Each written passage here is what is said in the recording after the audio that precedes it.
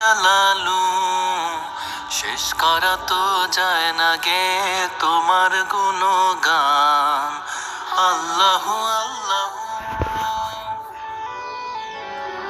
তুমি কাদের গাফফার, তুমি জলিল জব্বার, অনন্ত অসীম তুমি রহিম রহমান।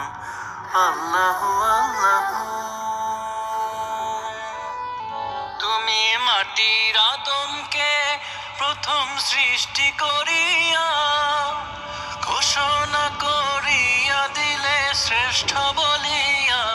তুমি মাটির আদমকে করিয়া ঘোষণা করিয়া দিলে শ্রেষ্ঠ বলিয়া।